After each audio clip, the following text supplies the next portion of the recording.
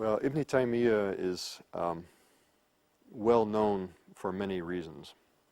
Let me start with the security reasons. He is quoted as an authority by Osama bin Laden, and that tends to get people's interest immediately. And then he's also famous for having written a large work on Shi'ism, which is feeding into a lot of Sunni Shia polemics today. He was himself a Sunni. He lived most of his life in Damascus, and there were Shia-Sunni tensions in Damascus at that time. He also wrote the largest refutation of Christianity in the whole Islamic tradition.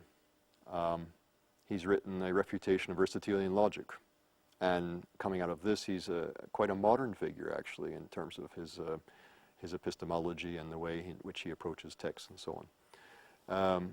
He's written a very huge work arguing that the revelation of Islam agrees with reason, so the agreement of revelation and reason. He's talked about Sufism and the spirituality of Islam, and he is well known for his critique of saint worship, shrine worship, or the shrine cult. So he covers all kinds of things, and there are different groups of Muslims and non-Muslims today who have taken interest in his work on any one of these counts and gotten quite into his thought. But he has something to say about a lot of different things. He stands about midway between the beginning of Islam and the present day. He lived in the late 1200s, early 1300s. He died in 1328. So standing at that juncture, halfway between the beginning and the present of the Islamic tradition, and then having captured the interest of so many people today, that makes him a very fascinating figure to study. So, in other words, here is someone who in Islam is as significant in the range of his work as Augustine or Aquinas is in the Christian tradition. Or even more so. I like to say sometimes, if you walk the streets of Cairo, you can find Ibn Taymiyyah's works, or especially the works of his disciple Ibn Qayyim al-Jawziyya, who writes a bit more poetically and more beautifully. You find them in almost any Islamic bookshop, where you're not going to find Augustine and Aquinas in any bookshop in the UK. Yes, unfortunately.